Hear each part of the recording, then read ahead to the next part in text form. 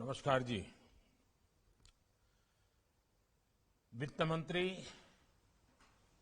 Shrimati Nirmala Sitharaman ji, reserve bank के governor Shri Shaktikanta Das ji, कार्यक्रम में उपस्थित अन्य सभी महानुभाव, देवी और सज्जनों, कोरोना के इस चुनौतीपूर्ण कालखंड में देश के वित्त मंत्रालय ने आरबीआई और अन्य वित्तीय संस्थाओं ने बहुत प्रशंसनीय काम किया है। अमृत महोत्सव का ये कालखंड 21वीं सदी का ये महत्वपूर्ण दशक देश के विकास के लिए बहुत महत्व रखता है। ऐसे में आरबीआई की भी भूमिका बहुत बड़ी है, बहुत महत्वपूर्ण है। मुझे पूरा विश्वास है कि टीम आरबीआई देश की अपेक्षाओं पर खरा उतरेगी। साथियों, बीते 6-7 वर्षों से केंद्र सरकार सामान्य मानवी, उसके हितों को सर्वोच्च प्राथमिकता देते हुए काम कर रही है। एक रेगुलेटर के तौर पर आरबीआई अन्य वित्तीय संस्थाओं के साथ लगातार संवाद बनाए रखता है।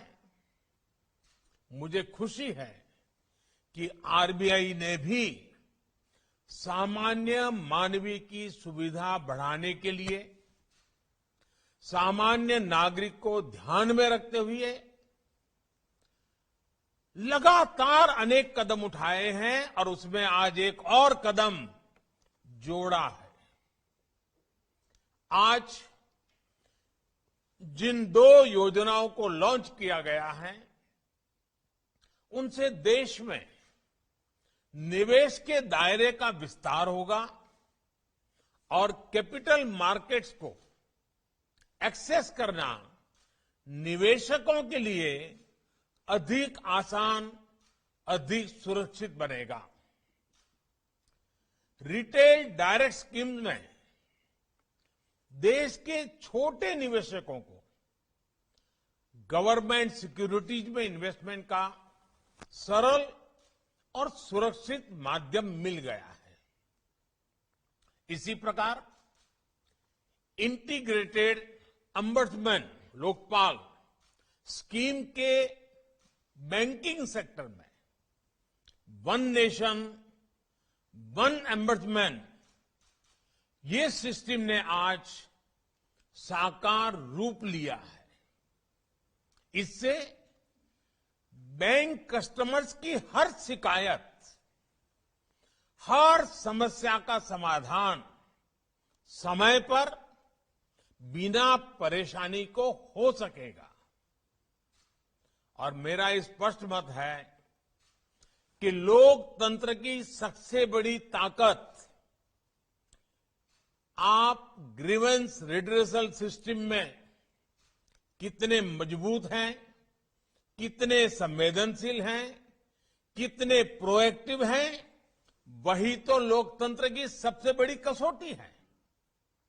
साथियों, अर्थव्यवस्था में सभी की भागीदारी को प्रमोट करने की जो भावना है, उसको रिटेल डायरेक्ट स्कीम नई ऊंचाई देने वाली है। देश के विकास में गवर्नमेंट सिक्योरिटीज मार्केट की अहम भूमिका से आमतौर पर लोग परिचित हैं।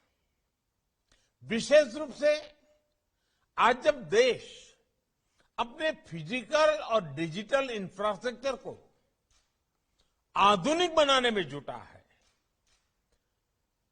अभूतपूर्व इन्वेस्टमेंट कर रहा है, तब छोटे से छोटे निवेशक का प्रयास और सहयोग, भागीदारी बहुत काम आने वाले हैं। अभी तक गवर्नमेंट सिक्योरिटी मार्केट में हमारे मध्यम वर्ग, हमारे कर्मचारियों, हमारे छोटे व्यापारी, सीनियर सिटीजन्स, यानी जिनकी छोटी सेविंग है, उनको सिक्योरिटीज में निवेश के लिए बैंक इंश्योरेंस या म्यूचुअल फंड्स जैसे इनडायरेक्ट रास्ते अपनाने पड़ते थे। अब उन्हें सुरक्षित निवेश का एक और बेहतरीन विकल्प मिल रहा है। अब देश के एक बहुत बड़े वर्ग को गवर्नमेंट सिक्योरिटीज में देश की संपदा के निर्माण में सीधा निवेश करने में और आसानी होगी। ये भी आप जानते हैं कि भारत में सभी गवर्नमेंट सिक्योरिटीज में गारंटेड सेटलमेंट का प्रावधान होता है। ऐसे में छोटे निवेशकों को सुरक्षा का एक आश्वासन मिलता है, यानी छोटे निवेशक को सुरक्षित निवेश पर अच्छे रिटर्न का भरोसा मिलेगा और सरकार को इंफ्रास्ट्रक्चर के विकास के लिए देश के सामान्य मानवीय की आशा आकांक्षाओं के अनुरूप नया भारत बनाने के लिए जो जो व्यवस्थाएं विकसित करनी चाहिए, इसके लिए जरूरी संसाधन मिलेंगे। और यही तो आत्मनिर्भर भारत के निर्माण के लिए नागरिक और सरकार की सामूहिक शक्ति, सामूहिक प्रयास है।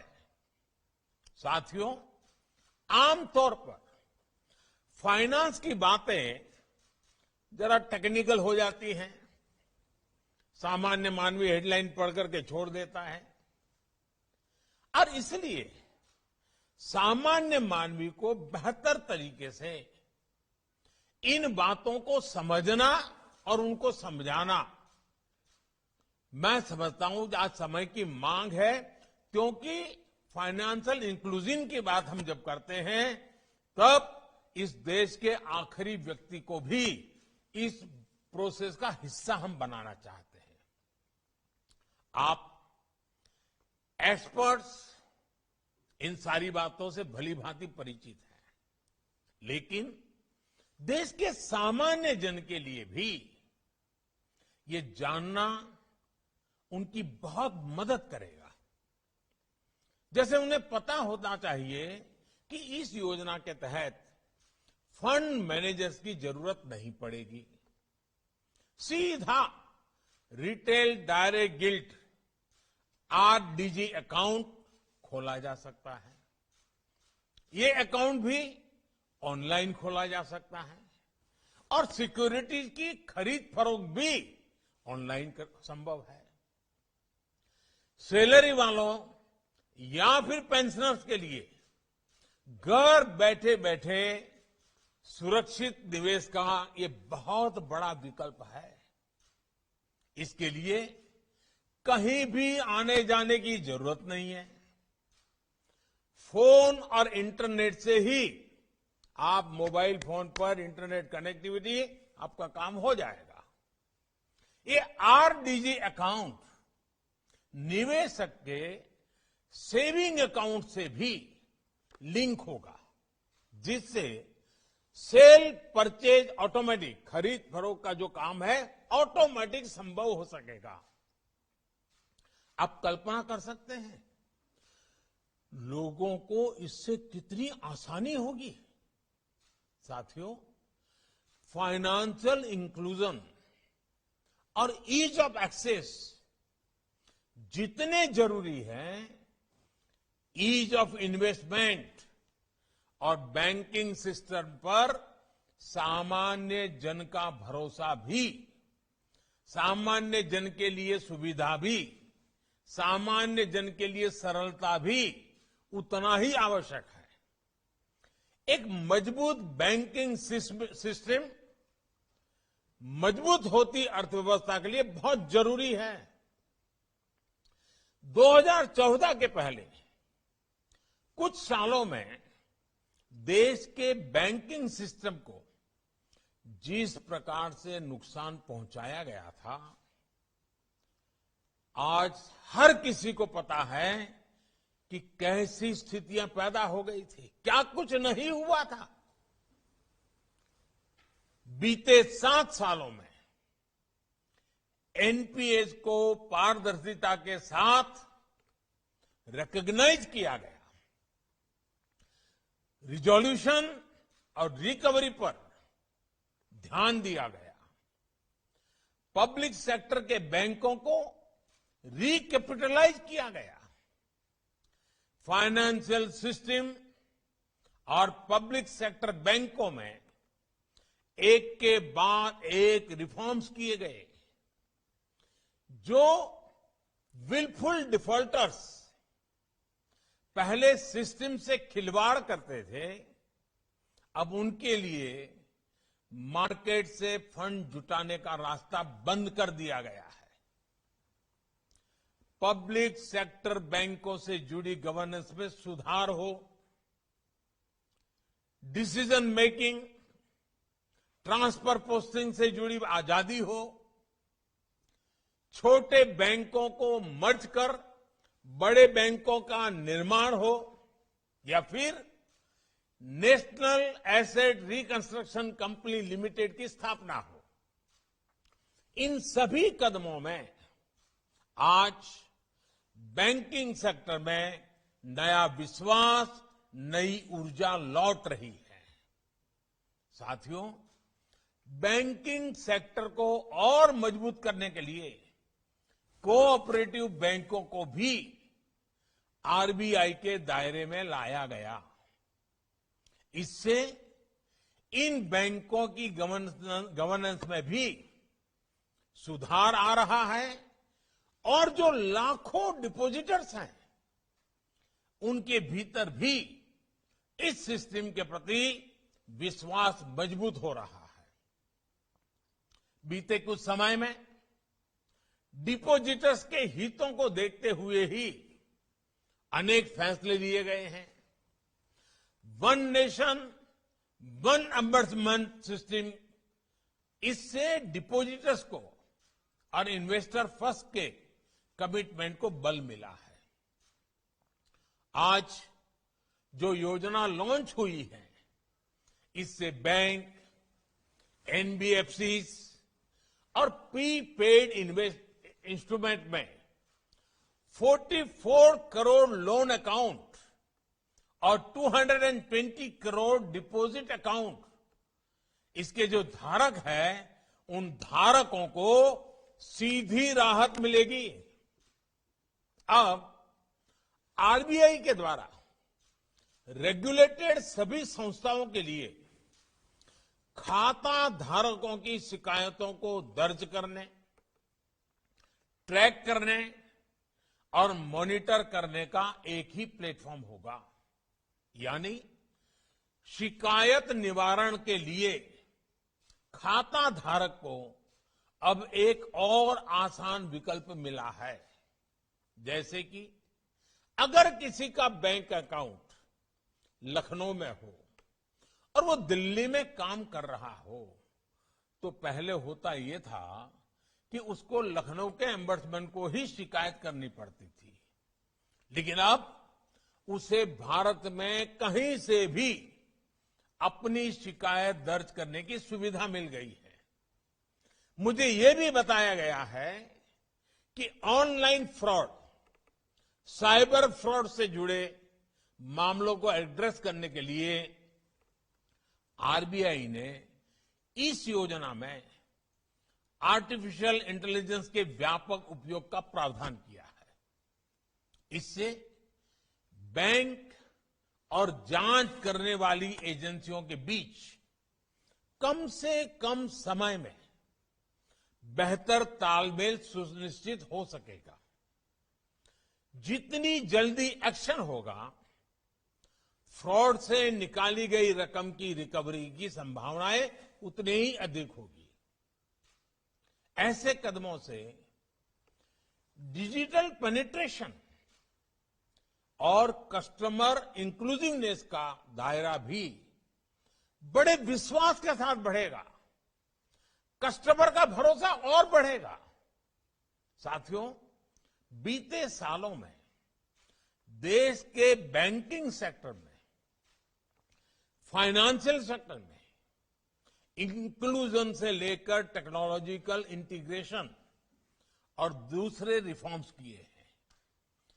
उनकी ताकत हमने कोविड के इस मुश्किल समय में देखी है और उसके कारण सामान्य मानवीय की सेवा करने का एक संतोष भी पैदा होता है। सरकार जो बड़े बड़े फैसले ले रही थी, उसका प्रभाव बढ़ाने में आरबीआई के फैसलों ने भी बहुत बड़ी मदद की है और मैं आरबीआई गवर्नर और उनकी पूरी टीम को सार्वजनिक रूप से इस संकट काल में जिस प्रकार से उन्होंने चीजों को हिम्मतपूर्वक निर्णय किए हैं, इसके लिए बहुत बहुत बधाई देता हूं, पूरी टीम का अभिनंदन करता हूं। सरकार द्वारा जिस क्रेडिट गारंटी स्कीम की घोषणा की गई थी, उसके तहत लगभग 2,90,000 करोड़ रुपए से अधिक का लोन स्वीकृत किया जा चुका है।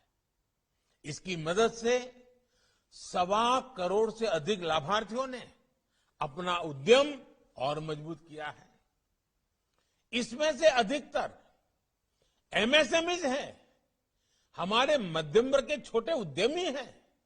साथियों, कोविड काल में ही सरकार द्वारा छोटे किसानों को किसान क्रेडिट कार्ड देने के लिए विशेष मुहिम चलाई गई, जिससे 2.5 करोड़ से अधिक किसानों को केसीसी कार्ड्स भी मिले और लगभग 2.25 लाख करोड़ का कृषि ऋण भी उन्हें मिल गया। पीएम स्वनिधि से करीब 26 लाख स्ट्रीट वेंडर्स को, जो ठेला चलाते हैं, सब्जी बेचते हैं, ऐसे 26 लाख लोगों को ऋण मिल चुका है। और आप कल्पना कर सकते हैं, कोविड का इस संकट काल के बाद 26 लाख से ज्यादा हमारे स्ट्रीट वेंडर्स को इतनी बड़ी मदद मिल जाए, कितना बड़ा उनके लिए संबल हो गया। इस योजना से उन्हें बैंकिंग सिस्टम से भी जोड़ दिया है। ऐसे अनेक इंटरवेंशन ने गांव और शहरों में आर्थिक गतिविधियों को फिर से शुरू करने में बहुत महत्वपूर्ण भूमिका निभाई है।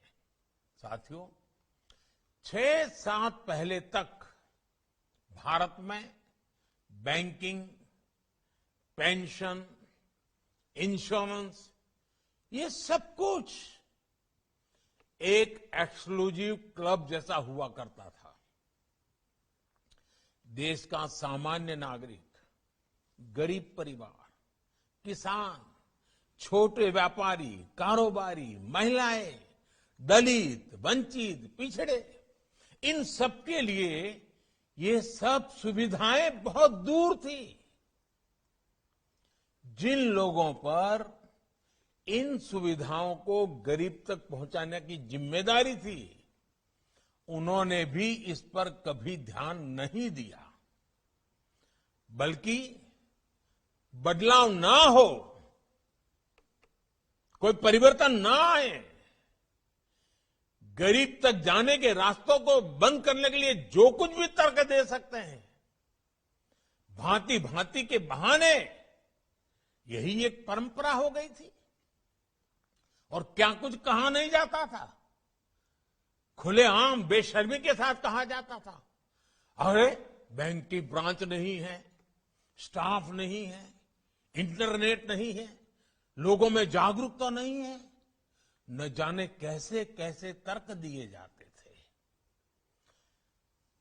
अनप्रोडक्टिव सेविंग्स और इनफॉर्मल लैंडिंग, इससे सामान्य नागरिक की स्थिति भी खराब हो रही थी और देश के विकास में उसकी भागीदारी भी न के बराबर थी। पेंशन और बीमा का तो यही माना जाता था कि ये सब समृद्ध परिवारों के भाग्य में ही है, लेकिन आज स्थिति बदल रही है।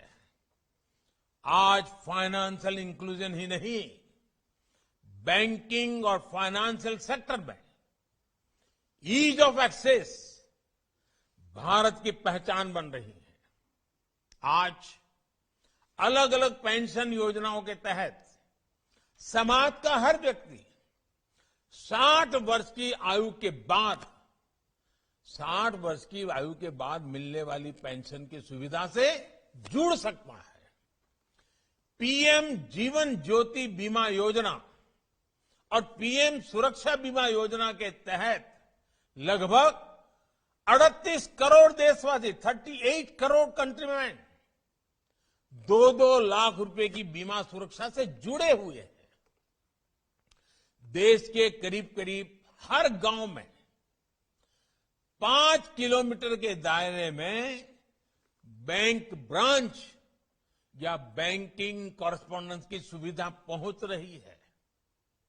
पूरे देश में आज लगभग 8.5 लाख बैंकिंग टच पॉइंट्स, जो देश के हर नागरिक की बैंकिंग सिस्टम तक पहुंच बढ़ा रहे हैं।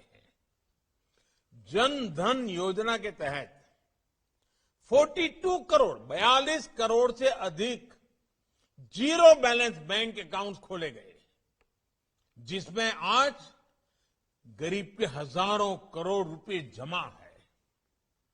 मुद्रा योजना से महिलाओं, दलित, पिछड़े, आदिवासियों में व्यापारियों, कारोबारियों की एक नई पीढ़ी सामने आई है। और स्वनिधि योजना से रेहड़ी, ठेला, फेरी चलाने वाले भी इंस्टीट्यूशनल लैंडिंग से जुड़ पाए हैं। साथियों, लास्ट माइल फाइनेंशियल इंक्लूजन से जब डिजिटल एम्पावरमेंट जुड़ गया तो उसने देश के लोगों को एक नई ताकत दी है। 31 करोड़ से अधिक रुपए कार्ड, करीब 50 lakh POS mPOS machines ने आज देश के कोने कोने में डिजिटल ट्रांजैक्शन को संभव बनाया है। यूपीआई ने तो बहुत ही कम समय में डिजिटल ट्रांजैक्शन के मामले में भारत को दुनिया का अग्रणी देश बना दिया है। सिर्फ 7 सालों में भारत ने डिजिटल ट्रांजैक्शन के मामले में 19 गुना की छलांग लगाई है, 19 टाइम। आज 24 घंटे, 7 दिवस और 12 महीने देश में कभी भी कहीं भी हमारा बैंकिंग सिस्टम चालू रहता है। इसका लाभ भी हमने कोरोना के इस काल में देखा है। साथियों, आरबीआई का एक संवेदनशील रेगुलेटर होना और बदलती हुई परिस्थितियों के लिए खुद को तैयार रखना देश की एक बहुत बड़ी ताकत है। आजकल आप देख रहे हैं कि फिनटेक जैसे क्षेत्र में हमारे भारतीय स्टार्टअप्स कैसे ग्लोबल चैंपियन बन रहे हैं। इस क्षेत्र में टेक्नोलॉजी तेजी से बदल रही है। हमारे देश के युवाओं ने भारत को इनोवेशंस का ग्लोबल पावर हाउस बना दिया है। ऐसे में ये जरूरी है कि हमारे रेगुलेटिंग सिस्टम्स इन बदलावों के प्रति जागरूक रहें और फाइनेंशियल सिस्टम्स को विश्व स्तरीय बनाएं और उसको बनाए रखने के लिए सूटेबल इकोसिस्टम का निर्माण करें, उसे सशक्त करें। साथियों, हमें देश के नागरिकों की आवश्यकताओं को केंद्र में रखना ही होगा। निवेशकों के भरोसे को निरंतर मजबूत करते रहना होगा। मुझे पूरा विश्वास है कि एक संवेदनशील और इन्वेस्टमेंट फ्रेंडली डेस्टिनेशन के रूप में भारत की नई पहचान को आरबीआई निरंतर सशक्त करता रहा है और मुझे विश्वास है सशक्त करता रहेगा। एक बार फिर इन बड़े रिफॉर्म्स के लिए मैं आप सबको, सभी स्टेक होल्डर्स को, इनिशिएटिव लाने वाले सबको, टेक्नोलॉजी की एक छलांग लगाने के लिए आप सबको बहुत बहुत शुभकामनाएं देता हूं।